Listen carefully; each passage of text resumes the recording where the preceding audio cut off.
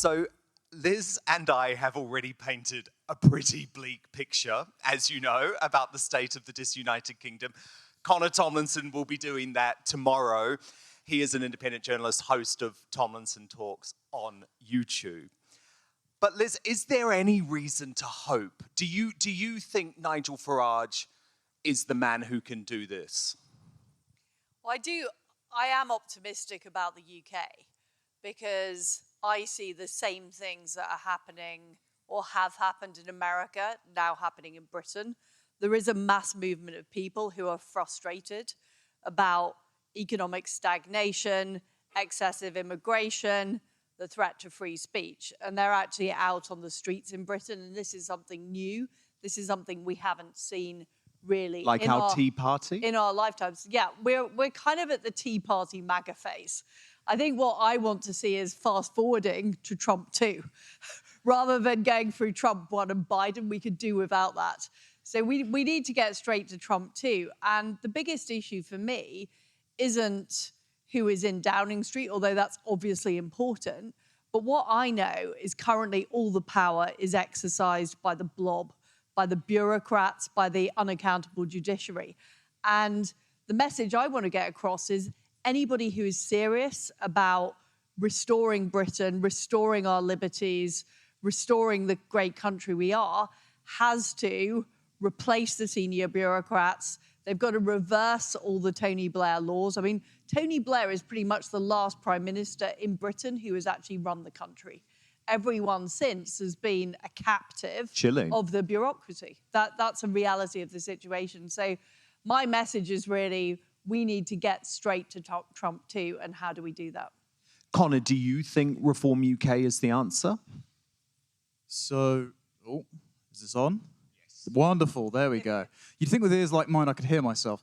Dan, as you'll well know, any political commentary, I'd say any honest journalist, because the idea that any journalist is neutral is farcical. Everyone has a bias, it's why you get into politics. Any political commentary is carrot and stick. You reward things you like, you rap on the knuckles things you dislike. And both you and I, as you said in your speech, have been critical friends of Reform UK when we felt that they've wavered off the path. For example, as you mentioned, they wanted to denounce mass deportations a while ago. I said at their conference last year, it's the one policy they should adopt, not just to save the country, but to win an election, because when their own members were polled, 99% of them said, yeah, we don't want a single foreign criminal in our country, and this is why we're voting for you guys. And it was encouraging to see Nigel Farage come out and say, yes, we're going to do mass deportations. Yes, it's going to be every single one of the foreign criminals currently clogging up our housing and prison system. Excellent news. So the next thing that we need to advance them on is the threat of Islam in our country. Because last year, when Nigel was asked about it, he said, by 2050, if we alienate Islam, we will lose. My question to him would be, which parts of the Quran do you want to make Reform's party platform, Nigel? Because I would say no. None. Exactly. And Liz, when it comes to Reform UK and this political revolution, we have seen a whole load of senior Tories in recent weeks defect. So Nadine Dorries, who was the Culture Secretary in Cabinet with you when Boris Johnson was Prime Minister, Danny Kruger, who is considered one of the thinkers of the Conservative Party. What do you think about that? Number one, would you consider defecting to Reform UK? And number two, does Reform UK just risk becoming the Tories 2.0? So first of all, I think one thing that is worth saying is the Conservative Party is in very serious existential trouble. And it should be a message for the Liberal Party here in Australia that if you don't govern like Conservatives, if you allow mass migration, if you allow taxes to rise to the highest level in 70 years, if you adopt the net zero agenda, lock, stock and barrel, people will react to that. And if you look at the Conservatives and Labour in the polls, I think the last poll I looked at, both were on 16%, and Reform was on 34%, and it's only headed in one direction. So the Conservative Party is in very serious trouble because it vacated the ground.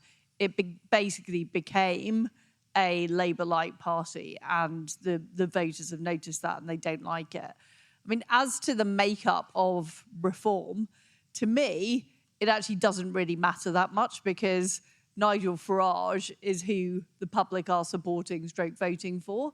The key thing is, what is he actually prepared to do if / when he is elected? And he's currently the bookies' favourite to get elected.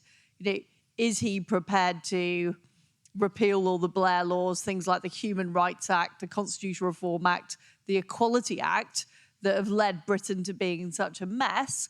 Or is he going to be David Cameron Mark II? That's the question I think people have to ask. So, obviously he's going to need MPs.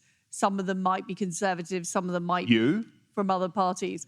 Well, can I say I've had my fingers burnt in party politics before, and what I know from my experience is that members of Parliament can only do so much. If you don't, one thing I'm interested in / working on is how do you actually transform the state itself? So that's what I'm interested in. I'm interested in how do we build up an infrastructure in Britain, independent media, a network of people, a CPAC, GB, because so many of the problems that we've got aren't just about the party itself. I mean, the Conservative Party did become corrupted. That is certainly true. That is part of the problem, but it's not the only problem. And, do I want to rush into another political party at present? No. I want to work on how do we create the infrastructure. And we are facing a left that is incredibly well-funded. The Soros network, the NGOs, the left-wing media.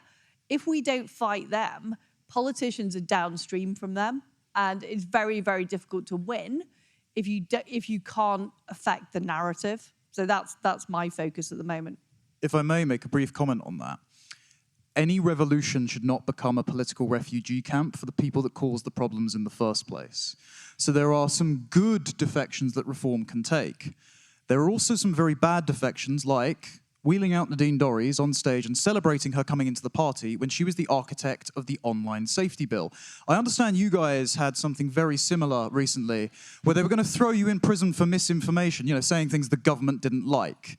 This was the woman that helped write it, and she said she would imprison Jimmy Carr for an offensive joke live on Sky News. So I don't think they should be taking her. I don't think they should take this Labour councillor they've just taken, who is still a member of the Socialist Fabian Society, despite defecting to reform. So they need to be very vigilant about that. What they should do instead is do what Trump has done and look to the legacy of the late and great Charlie Kirk, which is identifying young, enterprising talent, not just for politicians. Who could you possibly be thinking? No, thanks. Liz, as you well know from your time in Parliament, I wouldn't be able to hold a party whip for 5 minutes. I would get kicked out of the green benches very quickly. However, I've had lots of friends that have been taken from NGOs and the like and brought into the Trump administration, and they're doing great work over in the State Department. If reform wants to be a revolution, it needs to sack and restaff the civil service, and they need to be looking out for people that are willing to carry out their agenda. Yes.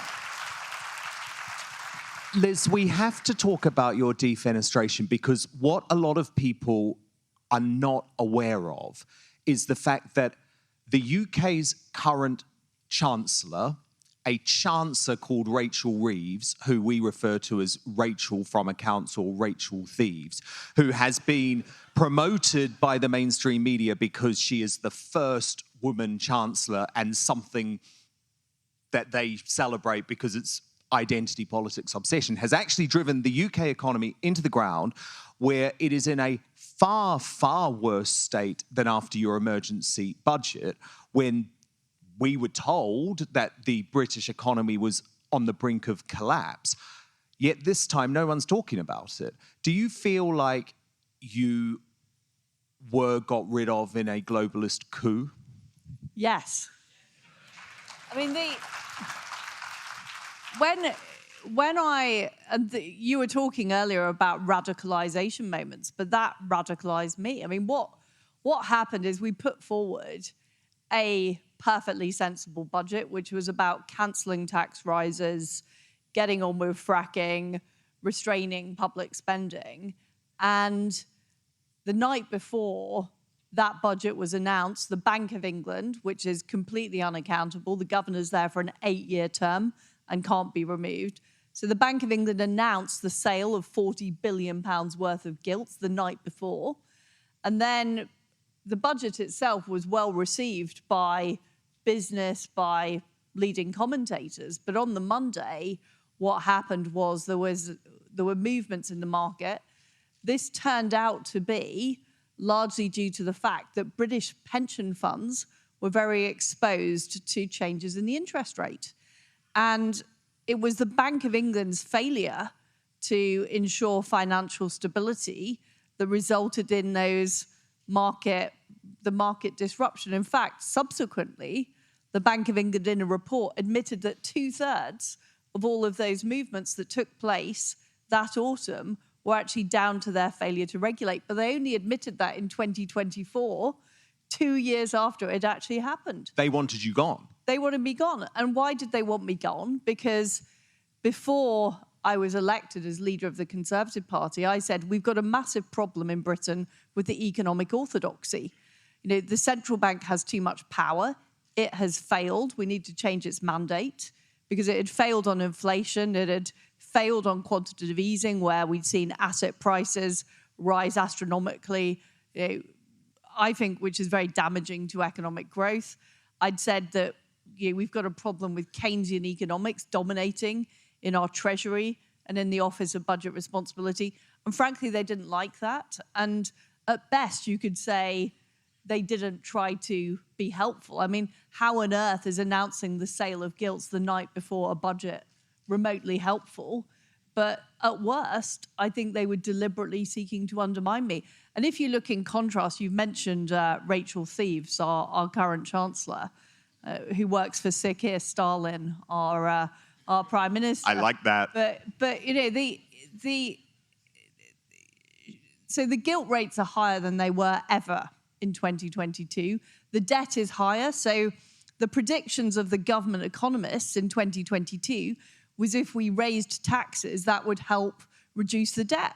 The opposite has been proven to be true. The debt has gone up, the taxes have gone up, growth has gone down, unemployment has gone up, gilt rates are the highest since the 1980s, and yet the Bank of England has said this is not a problem. They've literally said it's not a problem. And even though inflation is above target, the Bank of England have cut interest rates to try and help the government. So what they're doing, and this is the Treasury, it's the Bank of England, and it's the OBR, all of which are unaccountable organisations. They are doubling down on their Keynesian strategy, and it is not working. And only yesterday we heard that borrowing has overshot again. We are headed for a serious crisis. And although I do like to have a go at Rachel Reeves, the fact is that people need to understand in Britain that the problem is much bigger than just her. This is an economic strategy that we have been running since 1997. It has been an utter failure. Back in the year 2000, the British GDP per capita was about the same as the United States. The United States are now 50% better off per head than us. The average Brit is poorer than the average person in Mississippi, which is the poorest state of the United States. We are in a seriously bad way. And, when I came in 2022, I wanted to take on that orthodoxy. Frankly, all of my Conservative predecessors had not taken it on. They'd just gone along with it. And that is why they came for me. And Connor, it's chilling when you think about it, because the UK hasn't really had governments that have followed the will of the people for 6 decades. I mean, if you go right back to Enoch Powell's Rivers of Blood speech, which was all about the British public saying, stop mass uncontrolled migration to our country, he was ignored then, even though the will of the people was for mass uncontrolled migration to stop. 6 decades on, every single government has allowed mass uncontrolled migration. In every election since 1974, and the Brexit referendum, of course, The public voted to reduce migration down to either the tens of thousands or to have net emigration, which is what we had for a little while in the 1980s when I think quite a few POMs came over here, didn't they? We got record migration increases instead. And now we, a country the size of New York State, as I'm fond of telling my American friends, have the same level of legal migration every year as America. I think you guys have something similar. You guys have about 700,000 a year, 600,000 a year. We have 1.2 million. We have had 4 million immigrants in the last 4 years. Bear in mind, Boris Johnson was elected to take back control. Apparently that was of our borders to then immediately open them to the entire third world.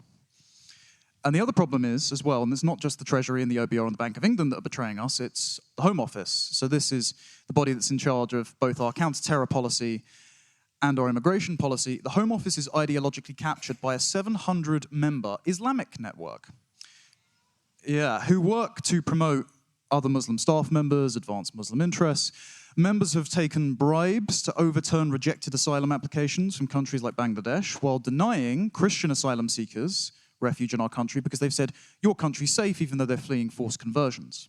And then whenever there's an Islamic terror attack, they bus imams out to the site, they take nice photos, and then after the 27 Manchester Arena bombing, where an Islamic terrorist took the lives of many children, the government told the public, don't look back in anger.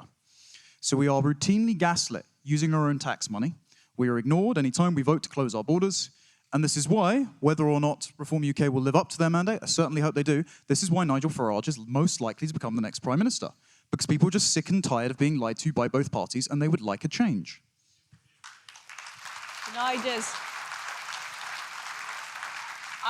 just want to comment on why we've got to this position. And a lot of it does go back to Tony Blair. So back in 2005, Tony Blair ended the role of the Lord Chancellor, who was a politically appointed individual who was the head of the judiciary. Instead, he outsourced the selection of the judiciary to the unappointed sort of the unaccountable bureaucracy. Essentially, it was captured by human rights lawyers. And of course, Keir Starmer is a human rights lawyer. So the entire judicial system in Britain has been undermined and the accountability has been removed from it. The organisations like the Treasury and the Bank of England have pushed for more migration as a way of kind of filling the leaking economic bucket. So all of these organisations are related and they all have the same interests because they believe that that is what is going to keep Britain's economy afloat. Now, I don't think the economy is being run in the interests of the British people. I think it's being run in the interests of a very small elite in Britain, and they are connected to the sort of World Economic Forum elite, and that is what is happening. So gradually, people's real incomes are being eroded. It's getting harder to get on the housing ladder for various reasons, including migration. And the elite that preside over it want to protect the status quo. So that is what's going on. We are fighting a massive battle, not just against these unelected bureaucrats, but against a whole massive set of vested interests. And I know from personal experience how powerful these people are. Their reach into the media, their reach into the corporate sector. That is what we're dealing with.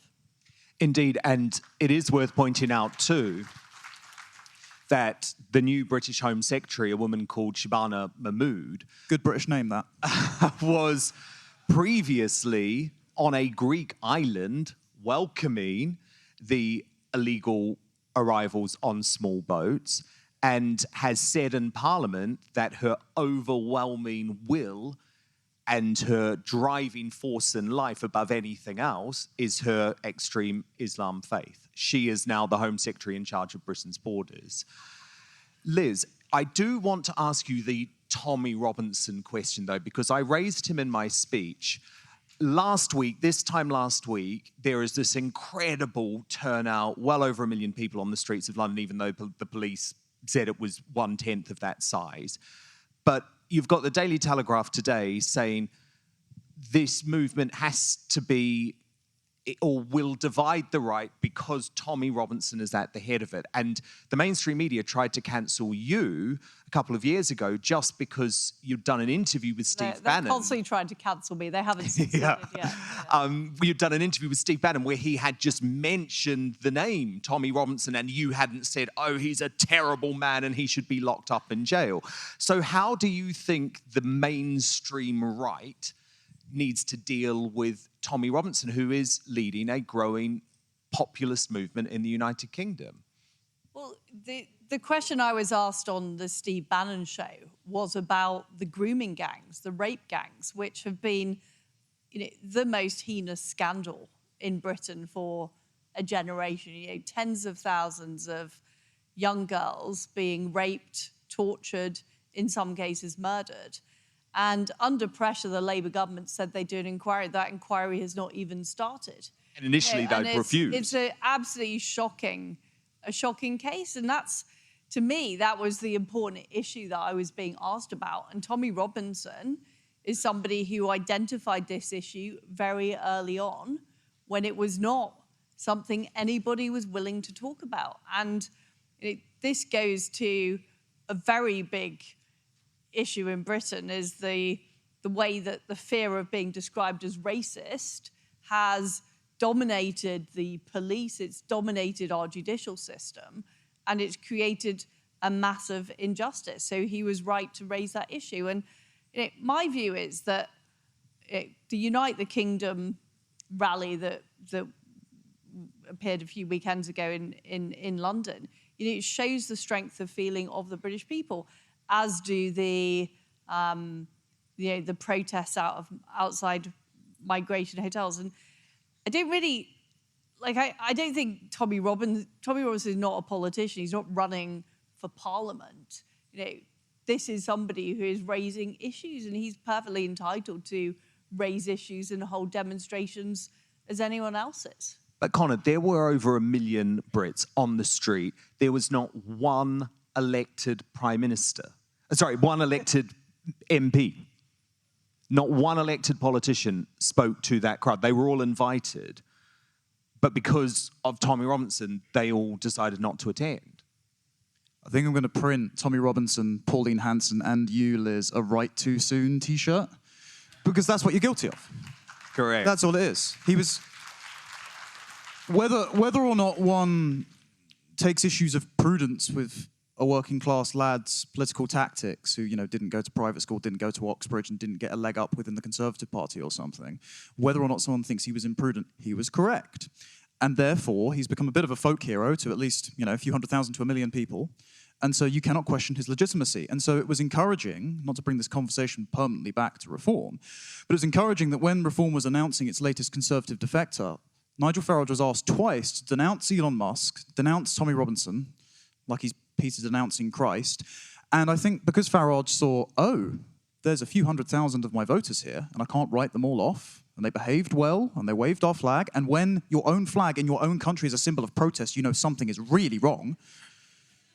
He refused to denounce them and said, no, actually it's you, it's the media's fault. It's the politician's fault for making women feel unsafe in their own country, for allowing pro-Hamas marchers to walk through the streets every weekend and Wednesday since October 7th, promising to repeat the same atrocities to patriotic Brits. It's your fault. I'm not going to denounce people even if they don't like me very much. It's the media and it's the politicians that are the enemy. And that's the thing that everyone on our side has to understand. No. Absolutely. Isn't it a shame that Connor doesn't want to have a political career, because he would be absolutely brilliant. And Liz, look, I often describe you as the best prime minister we never really had. There were some glorious moments. Are your political ambitions over, or do you think you could return to number 10 Downing Street one day? Well, given how much the country has changed. No, but I am still...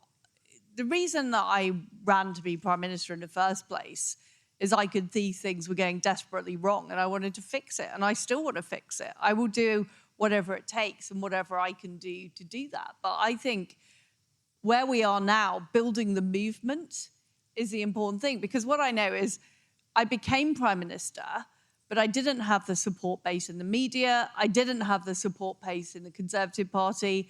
I didn't have the network to be actually able to take on the leftists. And you have to have a movement. That is what I learnt.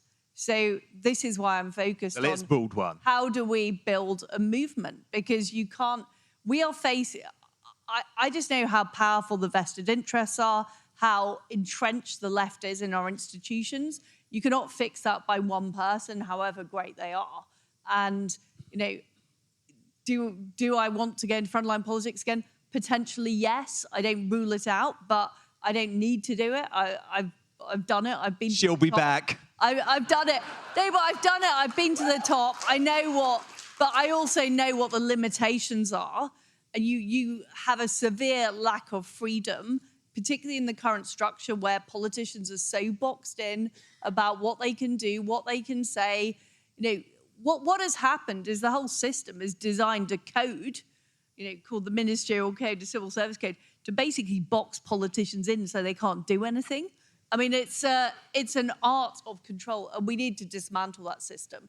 And so, do I want to go into politics as it is now? No, I don't, because I know that you can't actually do the things. And this is what I say to people who sort of say, let's just do this tomorrow. I say, you literally can't. The civil servants will say, no, we're not doing that.